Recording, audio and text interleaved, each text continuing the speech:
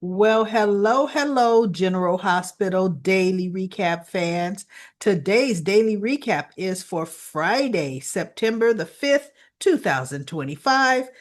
Friday, September the 5th. Well, Jason is back at the Five Poppies, and Pajama Pascal gave him the same room that he had before. He says, I hope you don't mind, I assigned you the same room as you had. It's still available. And Jason's like, no, I don't mind. And he was like, well, may I ask, why are you back? He says, well, his business in Istanbul got canceled. And he thought, hey, I had a great time here. I might as well extend the stay before I go to the States. So anyway, Jason gets in his room. And the only reason Jason isn't dead is the assassin they sent to kill an assassin. It's just they don't know he's Jason Morgan. Because if they would have known he was Jason Morgan, they would have had to send two guys, right? He missed. Had he not missed, because Jason did not know he was in the room. Jason was busy kind of looking around, and the guy came out, had a clean shot, and missed. That's all it took, everybody. That's all it took. Jason double time, tackled the guy. They're wrestling, tussling, not too much fighting because the guy had a gun. Jason had to disarm him, right? Disarm and kill him. So he was deaf on him, right? And of course, the gun goes off, but it's got a silencer on it, so nobody hears anything. And of course, I knew Jason was going to be pushing him off of him, and that's exactly what happened. Jason pushes him off. He got a nice clean shot to the abdomen. Must have been a critical one because the guy was dead. Unlike Drew, but Drew got shot in the lower back. But anyway, Jason was like, okay. So he felt around in the guy's pockets, and the guy had a key to his room. So he knew that he had been set up by Pajama Pascal, right? So he cleans up the room. I don't know where he puts the body, but puts it out of the way enough that if somebody walked into the room, you don't think nothing happened. Like he even cleaned up the glass that they broke, so as not to alarm anyone of anything, right? He goes to Britt's room. He's looking around Britt's room, looking through drawers, looking for clues, right? And he hadn't found anything, but then he goes over to the side desk and he's looking at the drawer in the drawers there, and she's got like station journal stuff, little notepads and everything up above. So he's flipping through there or those little items, and there's kind of like a journal or a card or something, and he picks it up. And when he picks it up loosely, it kind of opens and a piece of paper falls out of it. So he picks up the piece of paper and it said, Jay, come find me. And she told him how to get there. Take the path, blah, blah, blah, and to a room. And then in the room, she gives the code to the door. Let me pull up that note because I took a picture of the note, but it wouldn't fit on my little flyer thing that I wrote. Jay, find me. Take the cliff path, turn left, pink tile entrance, right corridor. The code is 7572. So he knew, okay, she's in trouble and she needs me to find her. And that's what I'm going to do. So it shows Jason. He's in the building, right? And he gets to the room. So he punches in the code and he goes in, gun is drawn, and he goes in and he sees Britt across the room. Although that's in the scenes for next week, because what we saw was him just opening the door and looking across the room. So you knew he was looking at Britt. But at that point, we don't know, is she tied up? Is she gagged? Is she what? Right? And in the scenes, it doesn't show her standing. It shows her looking at him. Her hand still could be bound. We'll see. But either way, he's going to get Britt first, and she's going to tell him about Jocelyn. If she leaves with him right there, she might tell him to go save Jocelyn first, Jocelyn and Vaughn, because if she is still working in the lab, because Pajama Pascal put her in the lab, right? They still need her.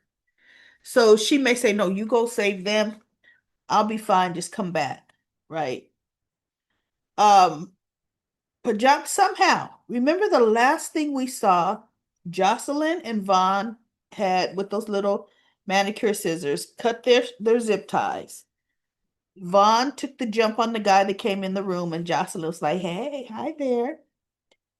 I guess they got caught because in today's episode, they on the ground tied like back to back.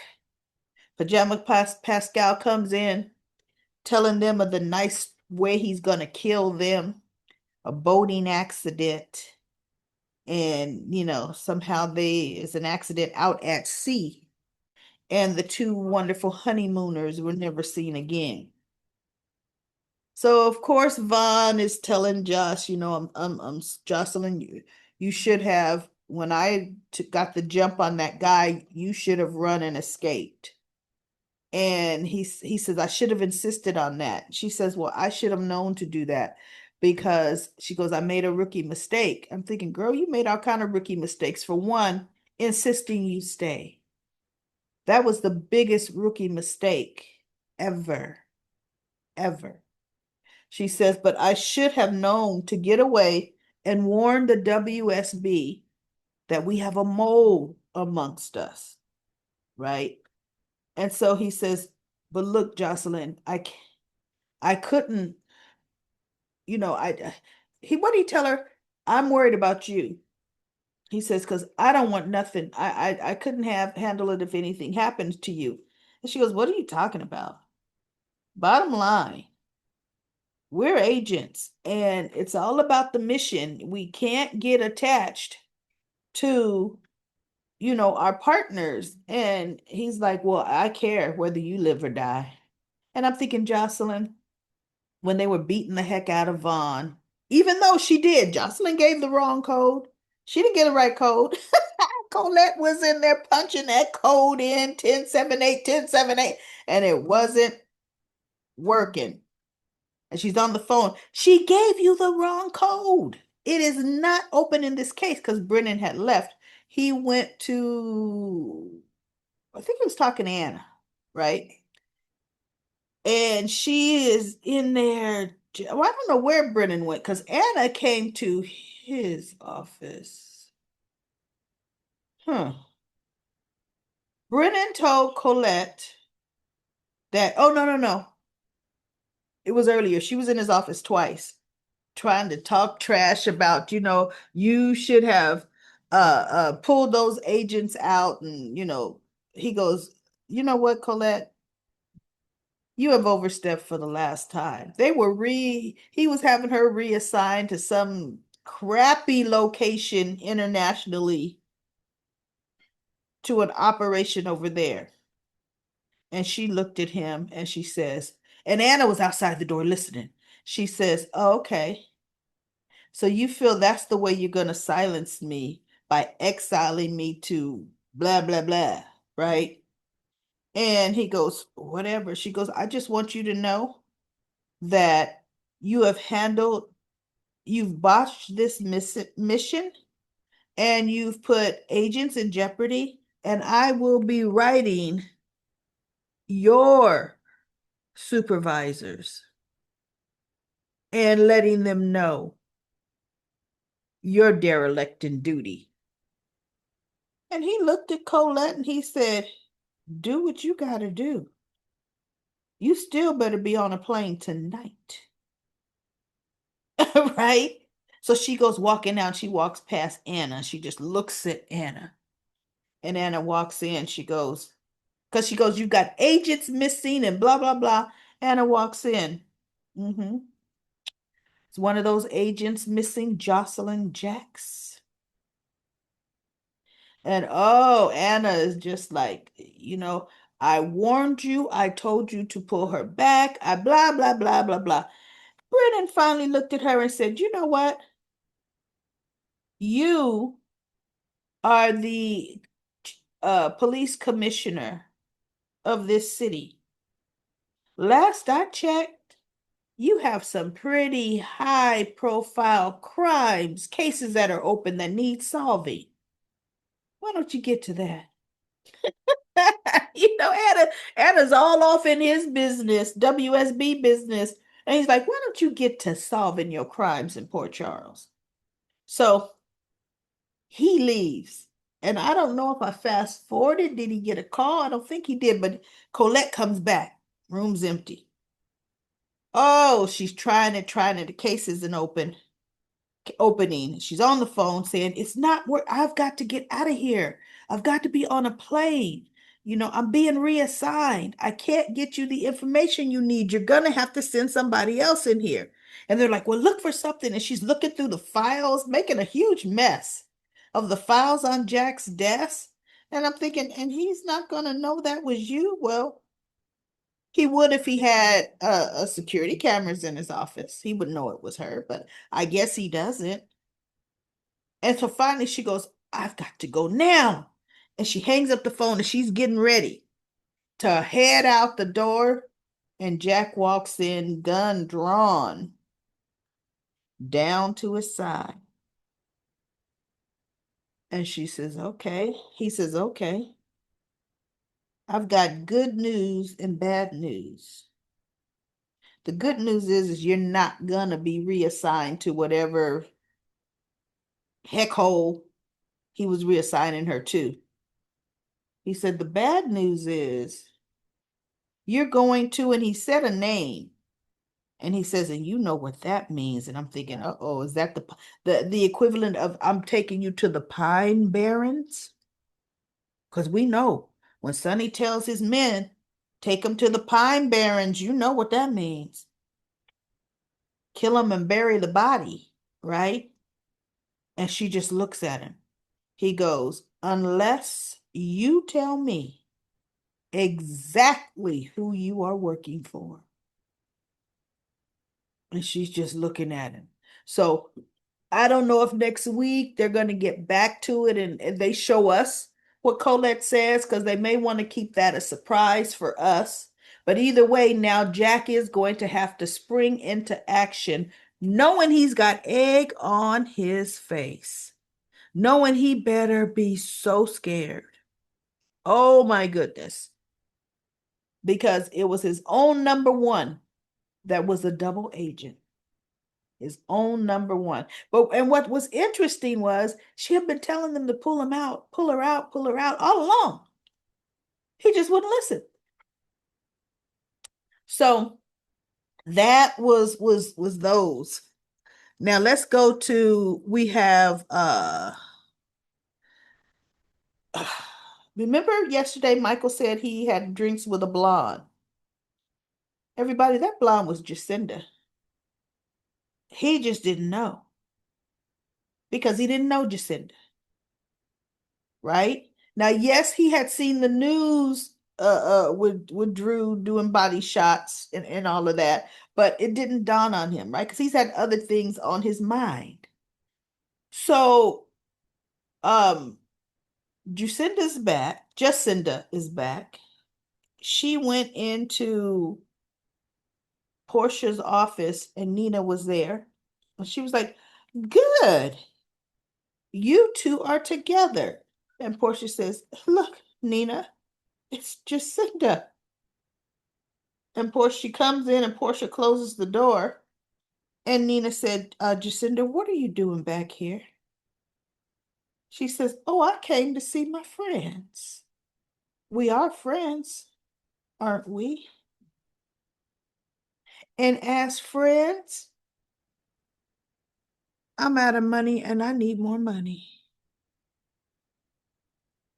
And Nina looks at Portia. Portia looks at Nina.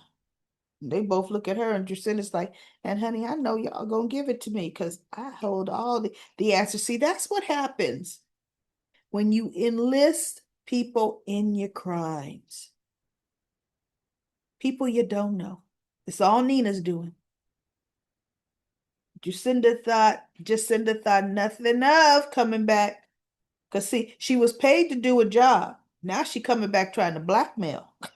Okay, girl. Right? Before Jacinda comes, little Miss Lulu. Oh, she came and wanted to talk to Willow. Oh, Willow, can I ask you some questions about Drew Kane? I know this is a sensitive topic for you. And Willow looked at her and says, oh, I'm sorry, Lulu, but no, I'm working. Oh, you know what? I know, and I could truly understand. And then she just goes into this must be a trying time for you, but this is an opportunity for you to tell your side of the story. I could even do this off the record. If Lulu Spencer tells you that something is off the record, comment corner, do you believe her? Do you believe her? The only person she's going to honor off the record to is going to be her Uncle Martin. And that's only because that's her mother's brother. You cannot trust Lulu with an off the record anything because she will lie. She will use your off the record to find something that's barely similar and now put your off the record on the record and say, well, I didn't quote you verbatim. Oh, I didn't name you by name. I just mentioned that you happen to make the best apple pie in town. People know it's you, but I didn't say your name, right? So anyway, Willow said, so she goes, do you know of anyone, Willow, who would want to hurt Congressman Kane? And Michael was at the nurse's station talking to Elizabeth because he came and said, oh, I'm here, Elizabeth, I'm having my blood drawn on 8, but I wanted to check in to see how Drew is doing. And Elizabeth looked at him and said, well, you know what? Technically, you are family. And when she said that, I thought, correction, Elizabeth, not technically your family. That's Michael's uncle. There is no, well, technically, no, by blood. That's his uncle. Family. You giving Willow updates is what's against the rules because she technically is nothing. She didn't marry the man. That's just a girlfriend. And actually, a girlfriend as of yesterday, you know? So anyway, he goes, okay, good, good. And then he saw Willow coming down the stairs and he says, how's Willow doing with all of this? And Elizabeth just gives him a strange look like, if you're so concerned about Willow, you would let her see her kids, but that didn't come out her mouth. Thank goodness, right? And Willow doesn't, I mean, not Willow, Liz doesn't actually answer that question. I don't really think. She said something else, right? So Michael says, well, look, I better head on down. My appointment is, in a few minutes. So he goes down. Now, if you noticed, everybody, the last few times Michael's come to get his blood drawn, he's always letting someone know he's there getting his blood drawn. I think Michael knows. I really, really do. And he's waiting to see if somebody's going to try to tamper with his results.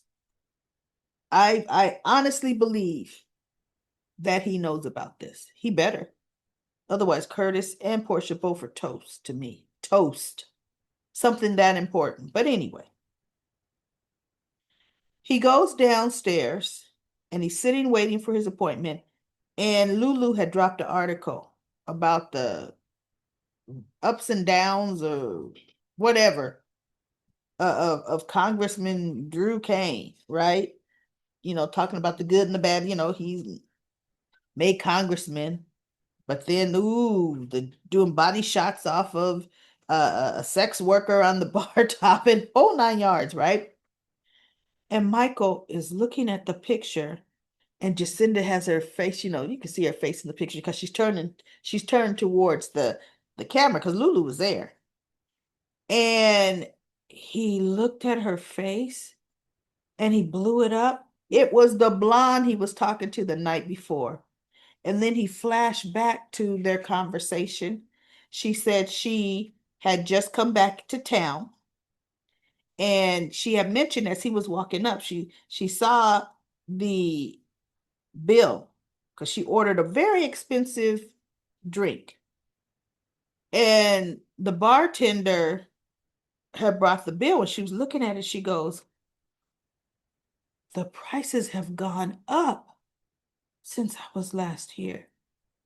And Michael sat down and he goes, oh, you mind me asking, when were you last here? If the prices have gone up. And so she was saying, oh, it's been a while. I've been away for a few months on an extended vacation. And she was just saying how she had a ball. She was just living the life. She said, but I ran through my budget a lot sooner than I thought. So my finances told me it was time to come back home. She said, hopefully my credit card will decline. So that's telling you how close to the vest she is if it's going to decline on that drink, right? And so she goes, well, what are you doing, in here at the bar? And he says, oh, I just needed to get my head cleared today, just unwind and blah, blah, blah. So they just did a little small talk, nothing special. And now, if you notice, Michael is drinking club soda with lime or lemon in it. Michael has not been drinking any alcohol this whole time. Kudos for him. Okay. Kudos for him. So, Michael tells the bartender, put her drinks on my tab. And the bartender goes, sure thing. And so then she goes, oh, and bartender, can I have another drink? She wants another, now that somebody else is paying for it. So Michael said, well, listen, I have got to get out of here. It was really nice talking with you. And I hope your return to Port Charles is all that you want it to be. And she says, and I hope you have a good evening too, or whatever she says. And he leaves. So it's Jacinda. So now he's wondering, okay, I got to find her. Although she's not going to be his alibi. She was not with him when he was outside of Drew's house. But I think he wanted her for that, but that wasn't going to work. I don't know how he thought that would work. Even though you paid Lucinda money, she'll say anything, but guess what? She's also going to come back and blackmail you behind. So you don't ask her to do nothing that ain't above board because she'll do it, but she'll give information to the highest bidder. So he sees it's her in the picture, Lulu's article, and he goes, after his blood is drawn, he runs into Lulu, still at the hospital, still nosing around. Um, and he said, Lulu, I saw your article. If you got any complaints, speak to my editor. You see how she is? She'll write anything. But guess what? Why would he have any complaints about what she wrote about Drew? But anyway, she flippantly told him that, right? Although she was, hey, were you with Tracy all night? Just curious. Uh-huh. But you see how flippant she was with her answer. And he goes, I don't have a complaint, Lulu. It's just the girl that Drew was doing shots on the bar. I need to find her. Do you know, can you give me information on her? She goes, the sex worker? And he's like, yeah. And so she's like, I don't know. I don't know, I guess. Right. She did, because nobody's seen Jacinda. They don't know she's right there in Portia's office with Nina and Portia. Right. Lulu had just left the office. Nina and Portia were talking. Lulu knocks on Portia's door and walks right in. Knock, knock, Dr. Robinson. Portia looks up from her desk. Nina looks towards the door. Lulu walks right in and says, "Oh, I'm sorry. I didn't know you were in here with someone." And Portia looked at her and says, "Yes, I'm in an appointment with Nina." So Lulu says, "Oh, okay. But look, I just had a couple of quick questions regarding was it Drew? Blah blah blah blah blah." And Portia says,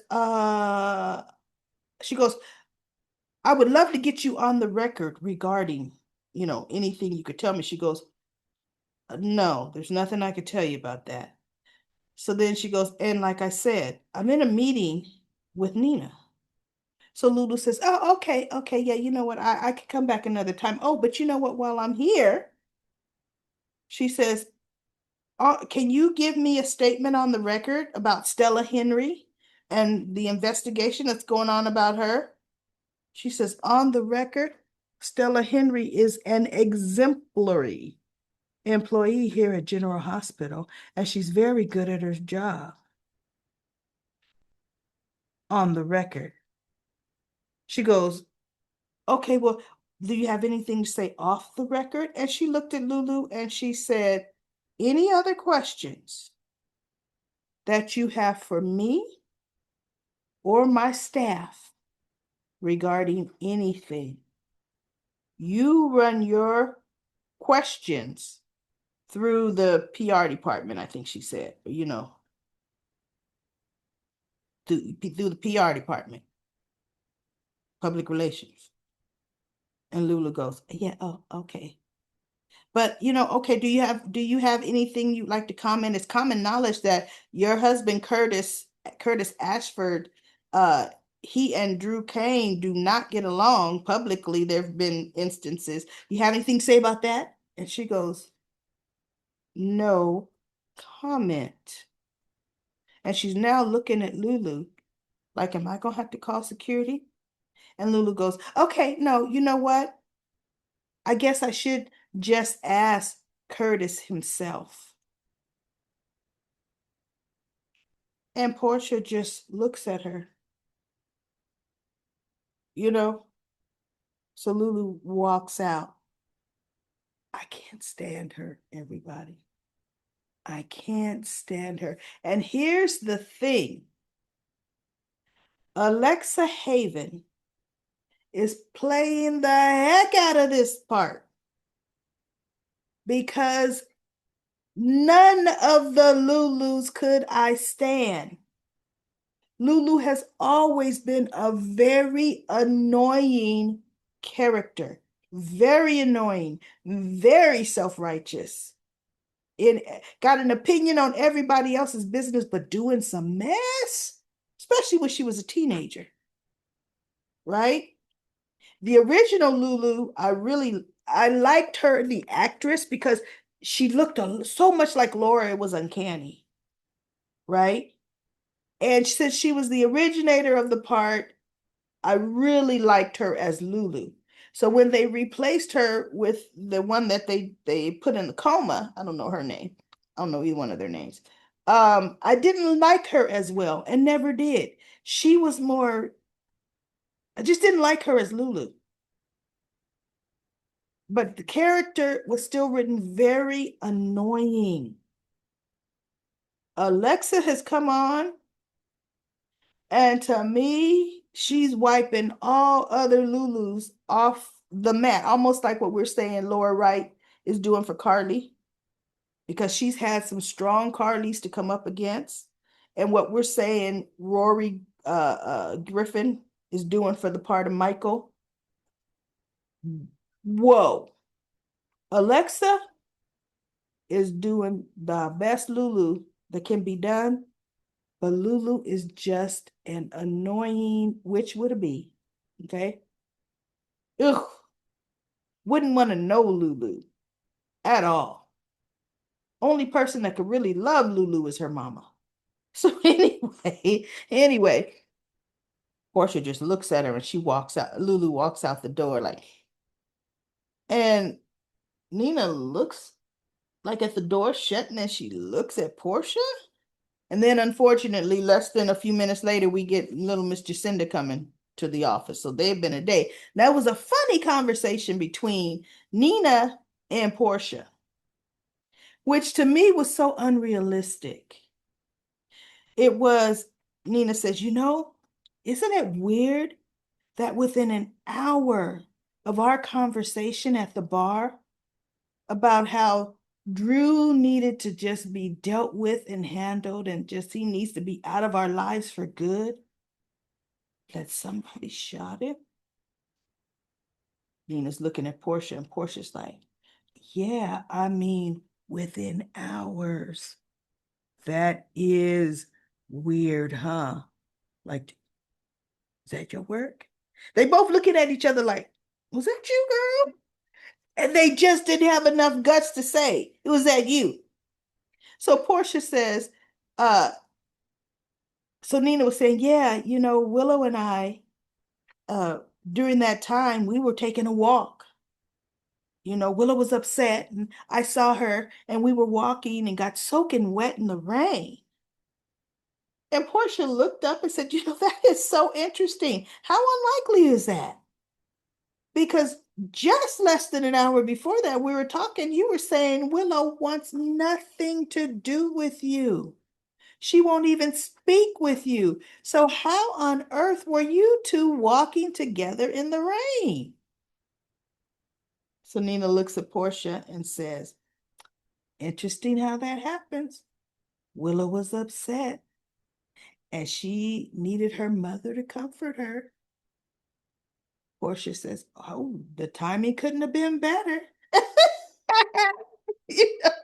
Yeah, the timing couldn't have been better. That's what was interesting to me. I would have come out and said, now look, let me just set the record straight between me and you. I didn't do it. Did you? Because I won't tell. Matter of fact, had you told me you were gonna do it, I would have rode shotgun with you. So anyway, that was just an interesting conversation between the two of them. We've got some good stuff. Alexis had gotten Molly was on her way. Alexis had gotten, well, no, she hadn't gotten word of nothing. Alexis knew Drew was shot. She knew that from the night before. She was telling Molly was already working on paperwork to do it. We need you to petition to have our restraining orders overturned, especially mainly mine. I'm her grandmother. And right now she has no, actual parent that can take care of her.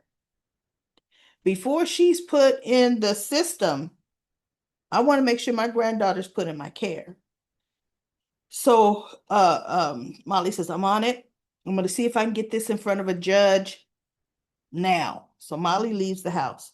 When she leaves the house, Christina looks at Alexis and says, what on earth are you doing? And Alexis is like, what do you mean, what on earth am I doing? How are you going to try to bring Scout into this house when we have a guest downstairs? Scout could go wandering through the house and stumble upon him. That is dangerous. And so Alexis says, making sure my granddaughter is okay, making sure she doesn't fall into the system or the wrong hands. Look, I'll worry about our house guests later, because Christina says, then she needs to come stay at my house, my place with me. Alexis says that's an option, but getting guardianship of her is first. Then we'll worry about where she's going to stay. Okay? So Christina's just looking at Alexis, and Molly comes back like lickety split, and Alexis goes, Molly, I wasn't expecting you back so soon. She says, Mom, I don't have good news for you. She says, what do you mean? She says, the judge will not vacate do an emergency vacating of the restraining orders because there is a guardian in place for Scout.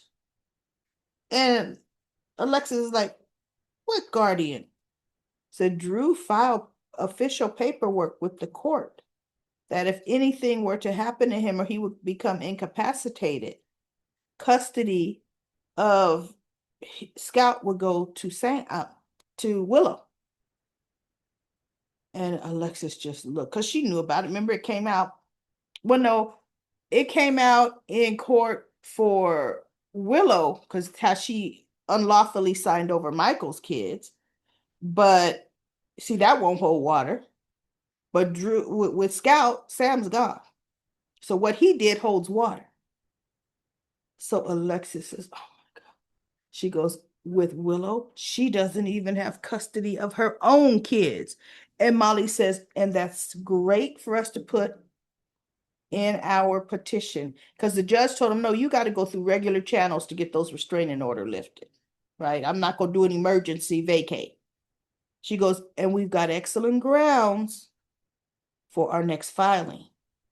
But for right now, Mom, it's better to deal with the person we know where Scout is concerned than have Scout put into foster care, and we will not know these people. And she was right about that. She's 100%, ooh, you know, it's better we know.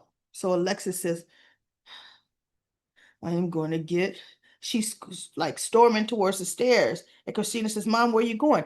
I'm getting ready to get clothes for my granddaughter together because that's the only legal thing I can do.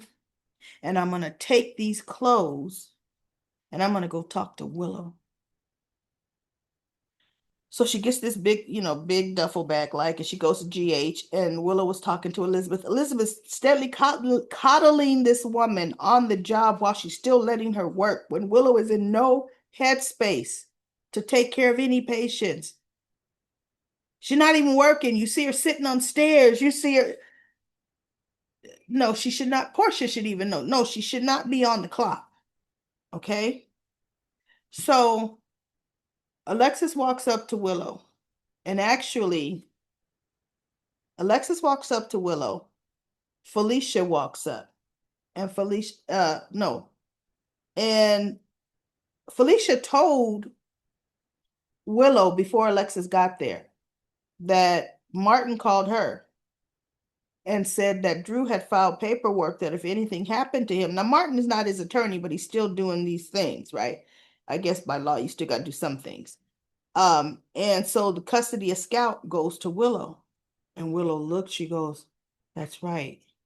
He did file that paperwork.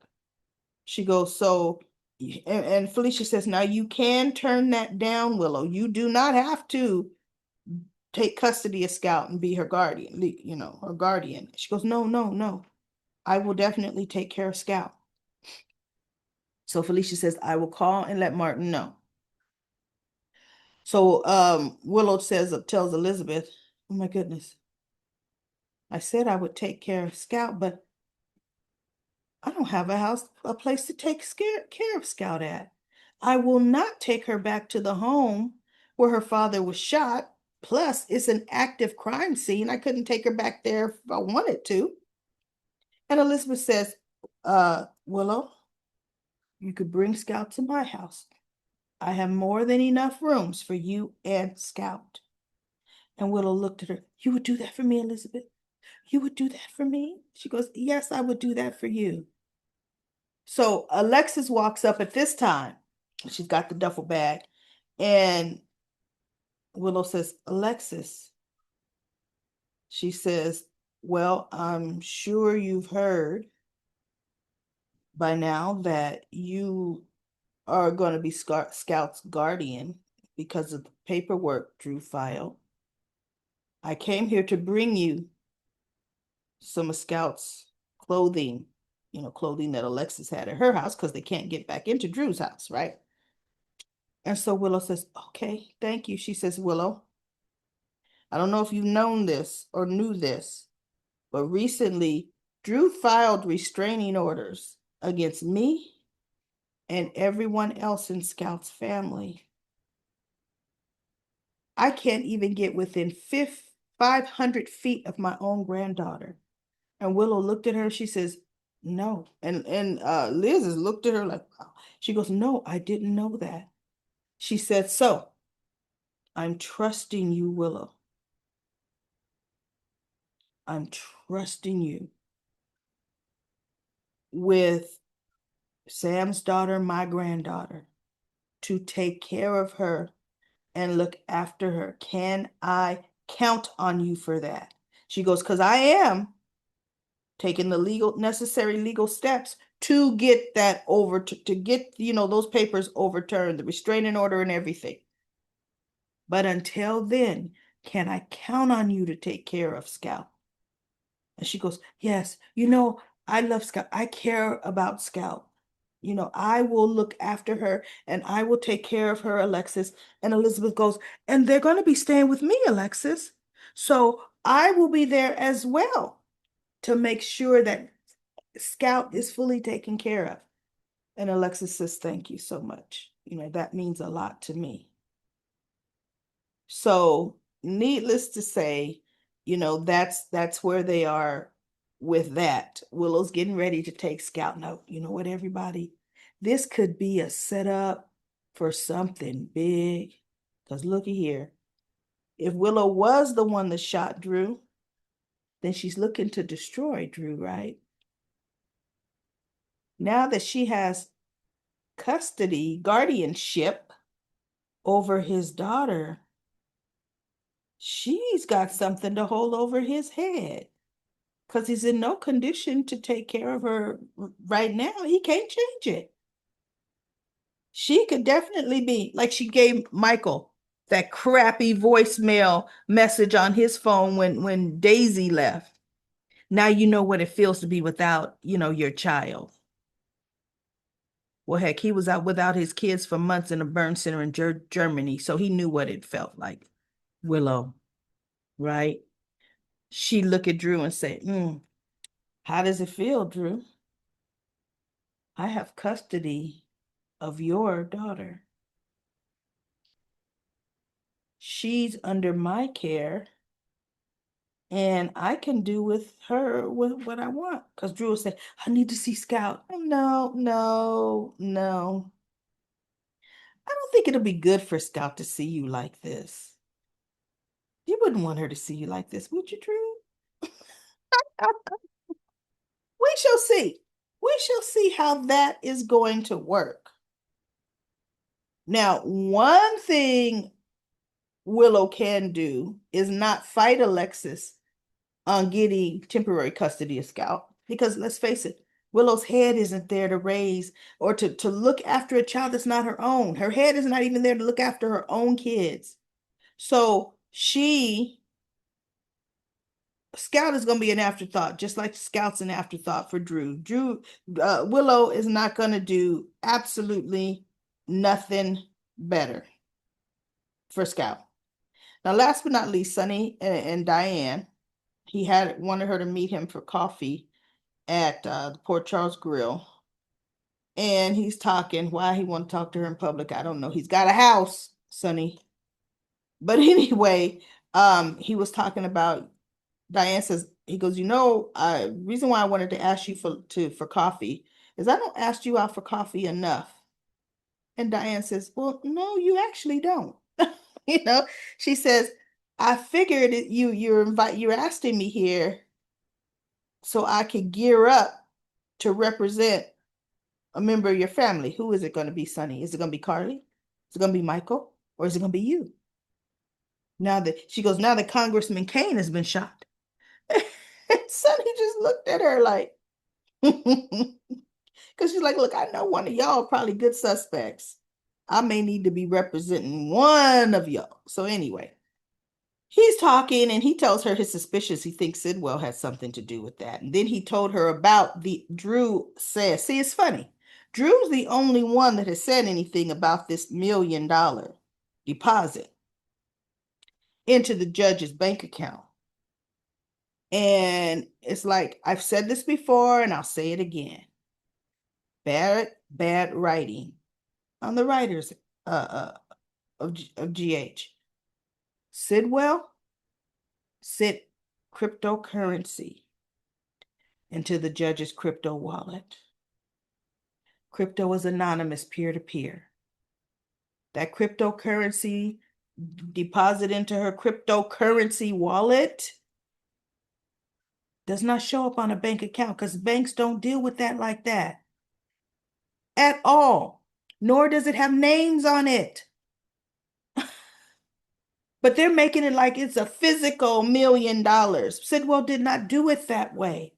But see, Drew only knows so much. He's repeating the tidbit he heard, right? So right now, everybody, if the PCPD combs through the judge's bank account, if the judge wasn't a stupid idiot and cash it out from the blockchain cryptocurrency land into the physical money, into deposited into her bank, then now you got a large deposit. Otherwise, there's no record. And I don't think the judge was stupid.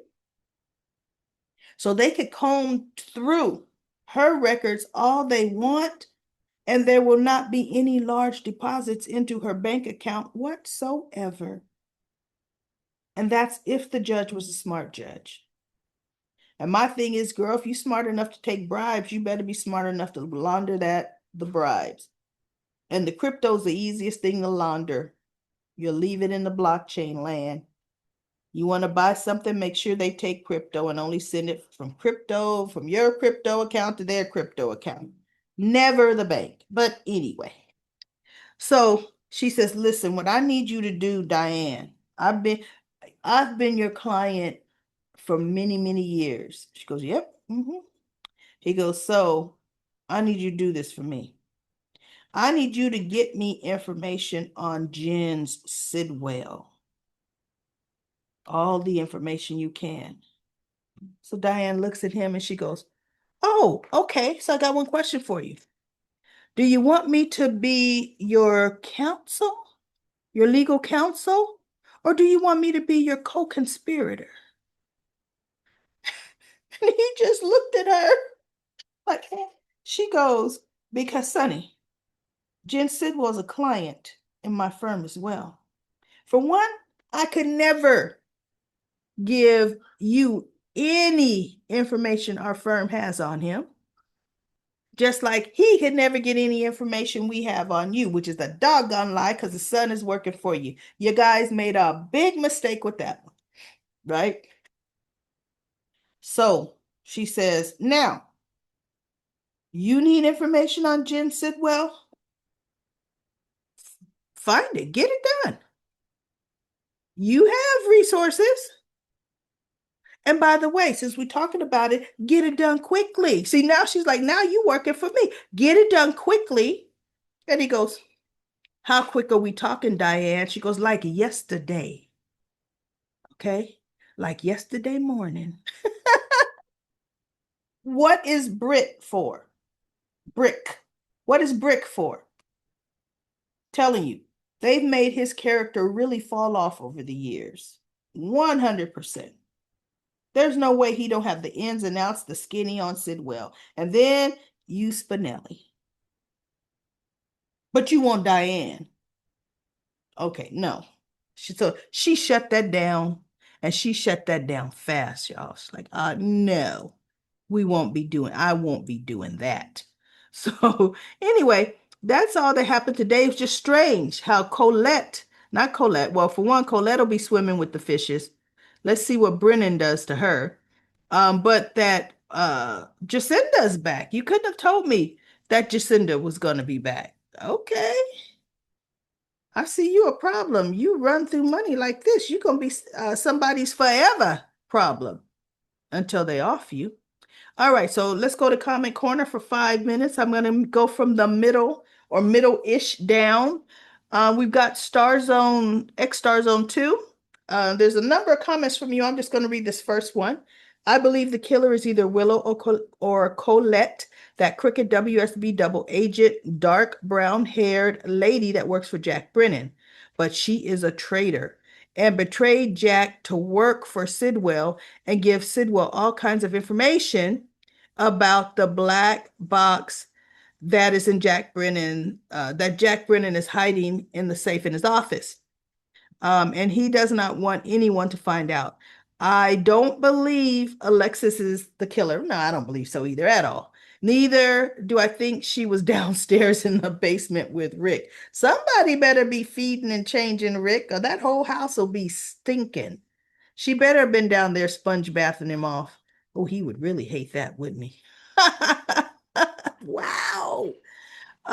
Sewing Room said Drew is going to wake up and say that Michael shot him. And you know what the questions the police will say? Now, how did you see Michael when you were shot in the back? Yeah, 2 shots to the back. How did you see him? That's what I want to know. P. Merle says, what really cracked me up was Kai and Trina. Who told them to destroy evidence? First you shred, then you burn. Then you flush it down the toilet. Uh-oh, P. Merle, have you done this before? Or better yet, sprinkle the pieces along a 3-mile road. Okay, I'm convinced. That was funny. I love that. I really love that comment, P. Merle. Nakatu says, could the Willow situation become an issue for Brooklyn, you think? Because Chase is going above and beyond for Willow, even confronting Michael. I know. And although I think Brooklyn is a little sympathetic to Willow, I think she'd have Michael's back over hers. Yes, she would. Chase is just, I'm not liking the way they're writing Chase right now. Michelle says Willow had a blackout and shot Drew. I believe Michael saw it. You know what? Might be. You notice how concerned he seems to be looking at Willow. He may have seen Willow come out of that house. He might have. Melody says Willow is a mouse next to BLQ, and she certainly isn't a better woman. Run, Chase. Get away from crazy Willow. Tamara says Michael being upset that he can't find the woman who, who can secure his alibi while talking to the waiter who saw him and the woman was hilarious. Michael, the waiter is your proof. And then let's see. I want to say Willow did it, but it's going to be someone random like Colette, I know, or like Jacinda, even though Jacinda's hair is nothing like the shadow we saw. Jacinda's actually even taller than the shadow that we saw. It's somebody short like Willow. Look, did Elizabeth do it? They both were pretty short, right? Someone that the show can afford to lose, right? Now, you said the waiter could be Michael's alibi. You want to know why? Yes or no? Depending on when Drew was actually shot. Understand this. The waiter cashed Michael out with his credit card. Credit cards are time and date stamped. Will prove he left there earlier than when Drew was actually shot. He left there in enough time for him to be parked in front of Drew's house, and then Tracy saw his car parked away. Now, I don't know if I'm going to get to this comment in this section of comments that I'm reading, but somebody wrote an interesting theory. Perhaps Willow stole Michael's car, and that's who Tracy saw driving away, because she never told Michael she actually saw him. She said, I saw your car, and I saw your car drive away. So you were there. Doesn't mean Michael was there. Interesting. But see, now I beg the question, how the heck could Willow get a hold of Michael's car when she randomly was upset and was randomly at GH? So that timeline won't work, where somebody else got Michael's car. Michael left the Port Charles Grill, that bar, in his own car. And Tracy did see him outside of, but Michael saw who came out of that house. Now Kai and Trina went out the back. Michael, wherever the killer went out, if he went out the front, Michael saw him. Okay, Melody says, I hope Michael has a good alibi. I don't think he did. Michael isn't that stupid. I know Michael did not shoot Drew, and there's no proof. As a matter of fact, has Michael ever even been inside of Drew's house? Has he? I don't think so. I think all the interactions he's had with Drew has come to him. I don't think Michael's ever gone to that house. His fingerprints won't be anywhere in there, right? Hello there says either Willow acted alone or she and Portia worked together as the shooter. My theory is for two shooters, if both were involved, they took turns firing one shot each, um, either passing the gun between each of them would explain the slow pace between the shots, because if there wasn't like bam bam and somebody walked up close, you're right, and the lack of accuracy. Willow could have her own key to quietly wait inside while Portia arrived later, snuck from the back and crossed paths with her. Portia quick involvement fits the timeline, leaving the brown dog and the meeting with Isaiah. No. Afterwards, they may have agreed to leave the house separately and stay silent, with Willow's desire to get back at Drew serving as a cover for her real intentions. Now, you know, the problem I do have with this black, purple, turquoise is Portia and Isaiah were getting ready to go on round number 2 in that hotel room when Portia got that phone call. She hadn't just run into the room where Isaiah was waiting, saying, "Where have you been?" and her hair was all wet. No, she was coming back to rejoin him in the bed. You know, yeah, no. Unless they decide to show us that timeline where he's laying there and she comes in wet, hair wet, but with curls you really couldn't tell. And she goes into the bathroom and slips onto her little silk. All she had was a little silk house coat and jumped in the bed with him. But the way they made it look, she was coming back. They were getting ready to start round 2. That's what that looked like to me. All right, everybody. I am at 9 minutes with Comment Corner. So thank you so much for your comments. I'm going to do Thursday and Friday's GH Comment Corner voice line this weekend, and it'll be on, the whole week's worth of comments. I will be back on Monday, everybody, with another daily recap of General Hospital. And you know what? It's heating up. Next week is going to be so good, and I look forward to talking to you all about it.